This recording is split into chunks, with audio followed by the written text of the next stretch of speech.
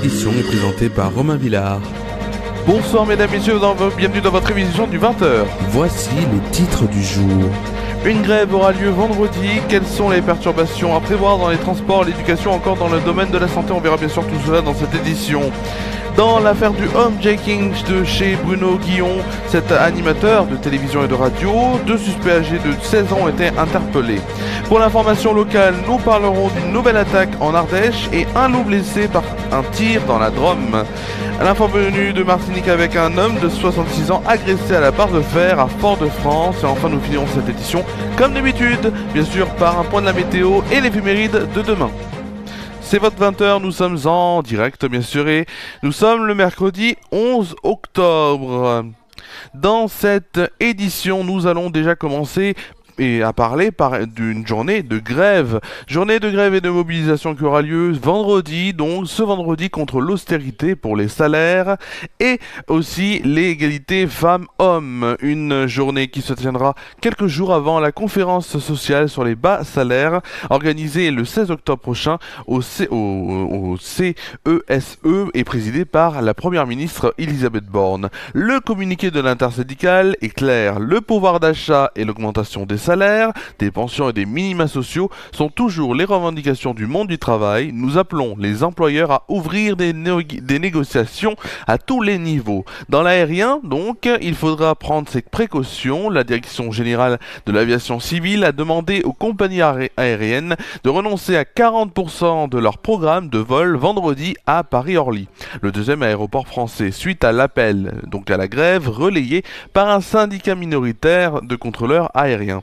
À la SNCF, les 3 organisations syndicales, CGT, Cheminots, Sudrail ou encore CFDT, ont annoncé leur intention de suivre le mouvement.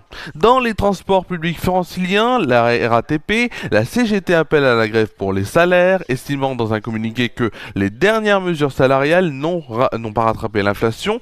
Il s'agit également de protester contre l'ouverture à la concurrence. Dans les maternelles et le primaire dans l'éducation nationale, le FCU, SNUIPP et le SNES-FCU, majoritaire dans les collèges et les lycées, ont relayé l'appel à la mobilisation. Instituteurs et institutrices devront communiquer aux parents s'ils font grève 48 heures à l'avance, si vous avez bien compris, soit donc aujourd'hui. Ils ont dû donc le dire aujourd'hui maximum. Cette obligation n'existe pas dans le secondaire, donc pour les collèges et pour les lycées. L'intersyndicale de l'enseignement supérieur et de la recherche se joint au mouvement et invite à des débrayages et grèves organisées lors de la journée de mobilisation européenne du 13 octobre. Les syndicats représentatifs des médecins généralistes appellent aussi à la grève qui pourrait être reconduite après vendredi. Pourquoi ils font grève donc dans le domaine de la médecine? Alors notamment et dans le domaine des médecins généralistes, la revalorisation de 1,50 € de la consultation annoncée en avril par l'assurance maladie ne passe toujours pas. Ils exigent des tarifs compris entre 30 et 50 € pour une consultation de base.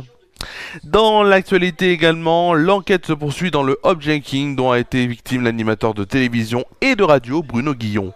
2 suspects mineurs ont été interpellés hier soir selon BFM TV, confirmant une information du JDD. Selon des sources policières à BFM TV, les 2 suspects qui sont âgés de 16 ans ont été interpellés hier vers 17 h sur la voie publique à Ivry-sur-Seine dans le Val-de-Marne. Ils sont déjà connus de la police, de la justice, notamment pour des faits d'extorsion, de violence ou encore des vol avec effraction. L'animateur radio et de télévision Bruno Guillon avait été cambriolé, on se rappelle, c'était il y a quelques semaines. Il a été aussi séquestré à son domicile donc de Tessancourt sur Aubette dans les Yvelines avec sa femme et son enfant de 14 ans. Au lendemain du cambriolage, Bruno Guillon avait témoigné et raconté les faits. Aux alentours de 3 h du matin, ils sont 3. Je suis en train de dormir évidemment et j'entends mon fils qui parle. Je me lève et là tout de suite je vois une lumière qui fonce sur moi avec quelqu'un qui hurle et qui me pose un revolver sur le front en me disant « On va vous buter, tais-toi, on sait qui tu es ». Dans l'info locale ce soir, on va parler du loup qui est au centre de l'actualité dans la Drôme et dans l'Ardèche. Ça fait très longtemps que ça l'est.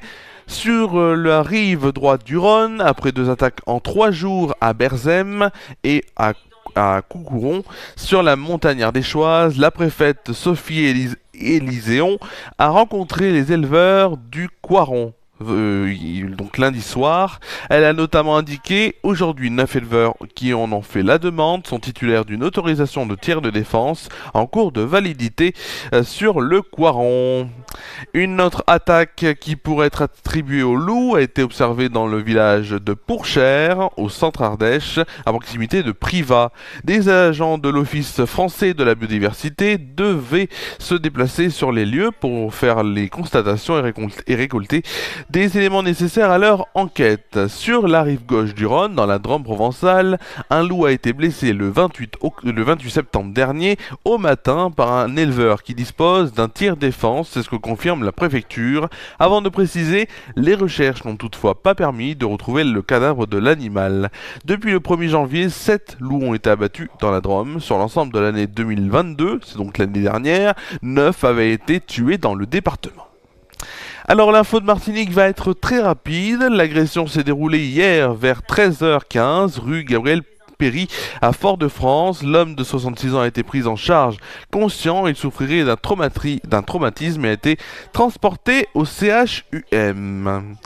Alors, bien sûr, ce soir, à suivre du sport sur la chaîne L'équipe et Beansport 1 avec un match de qualification à l'Euro 2024 d'handball féminin. L'équipe de France féminine, donc de handball, reçoit au Palacium de Villeneuve-d'Ascq dans les Hauts-de-France. L'Italie, ce sera à 21h10, bien sûr, en direct.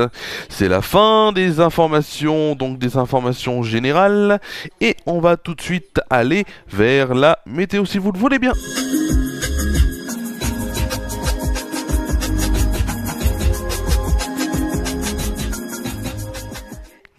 Alors, la météo, il y a eu un petit bug, j'en suis désolé.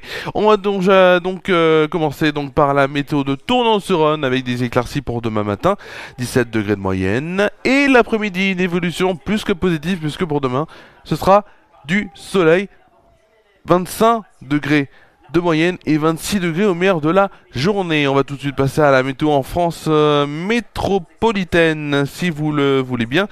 La météo en France métropolitaine pour demain matin... on a un petit problème technique. Donc pour demain matin, la météo en France métropolitaine, c'est la suivante. Pour demain matin, les nuages envahissent un tiers nord-ouest du pays avec l'arrivée d'une perturbation donnant donc un peu de pluie du Cotentin aux Hauts-de-France. Les régions du sud et de l'est conservent du soleil avec quelques entrées maritimes près du golfe du Lion. Les températures pour demain matin en moyenne dans les grandes villes, 12 degrés à Dijon et Bourges, 14 degrés pour Charleville-Mézières, Orléans et Ajaccio. Il fera 17 degrés à Lille, Cherbourg, Paris, Rennes, Nantes et La Rochelle. Pour le plus froid, il fera 10 degrés à Limoges et pour le plus chaud, 18 degrés pour les Vénards, 18 degrés pour Perpignan, Montpellier et Nice. Pour demain après-midi, les nuages restent très présents de la Manche à la Belgique en passant par l'Île-de-France. Des pluies se produisent par intermittence sur les Hauts-de-France. Les 2 tiers, et c'est important de dire, les 2 tiers du sud du pays continue de profiter de conditions météo estivales avec soleil généreux et chaleur. Les températures, 22 degrés pour Rennes et Paris, 26 degrés à Dijon, Bourges, Aurillac, Montélimar et Ajaccio, 28 degrés pour Limoges ou encore 30 degrés pour Bordeaux et Toulouse. Pour le plus frais ou pour le plus froid, c'est comme vous le souhaitez, il fera 18 degrés à Cherbourg et Charleville-Mézières et pour le plus chaud, 31 degrés seulement pour Biarritz. C'est important de le dire. Nous fêterons qui? Nous fêterons les les Wilfried et les Séraphins. Le soleil se lèvera à 8h05 et se couchera donc pour 19h04. On perdra ainsi 4 minutes de soleil comme d'habitude, en tout cas comme en ce moment. Le dicton de demain, puisqu'il y a un dicton: Saint-Wilfried ensoleillé, 2 jours plus tard emmitouflé. Attention, et ça va, le dicton va bien dire des choses, puisque vous allez voir que, et on le verra notamment sans doute vendredi, qu'il va faire un peu plus froid. Voilà. Alors, vous allez me dire, qu'est-ce qui se passe, Romain? Eh ben, on va tout de suite voir ce qui se passera sur Ephéra News, donc dans les prochains jours, avec notamment le retour du 20h, toujours demain, mais demain, ça ne sera pas à 20h. Alors, ça sera pas qu'on sera en retard, mais il y a Emmanuel Macron qui va parler sur la situation, vous l'avez bien vu, hein, donc qui se passe donc à Israël, en Palestine, en tout cas tout ce qui se passe en ce moment. Il reçoit demain les chefs de parti et il fait une allocution à 20 h. Donc je ne vais pas faire le journal pendant l'allocution, donc je le ferai après. Je le ferai après donc, et on en parlera un petit peu en tout début d'édition. Voilà, ce sera donc à 20 h, à 20 h, donc vers 20h10, 20h20 cette édition. Vendredi, on retrouve l'heure de 20 h toujours en direct sur FR News et en replay sur YouTube, vous l'avez bien compris. Coupe du monde de rugby 2023 revient, donc Coupe du monde de rugby 2023, le MAC bien sûr, samedi et dimanche 23 h. Bien sûr, on débriefera les quarts de finale. Nous évoquerons les résultats, les actualités et le programme télé de cette Coupe du Monde. Et mardi, l'émission hebdomadaire Bienvenue chez Romain revient à son heure donc normale, 17h30, 19h, avec notamment une première partie avec la spéciale donc journée je crois que c'est la journée internationale de la pauvreté. Je recevrai deux invités au micro de Déclic Radio, donc pour Bienvenue chez Romain. Voilà, merci à vous d'avoir suivi cette édition du 20 h. On se retrouve donc demain pour le 20 h en direct après l'allocution d'Emmanuel Macron avec les 3 infos du moment, dont l'info locale, l'info venue de Martinique, pour finir avec la météo et l'éphéméride du lendemain. Je vous souhaite de passer une très bonne soirée, une très bonne nuit, prenez soin de vous et je vous dis à demain après donc l'allocution d'Emmanuel Macron en direct sur FR News. À demain.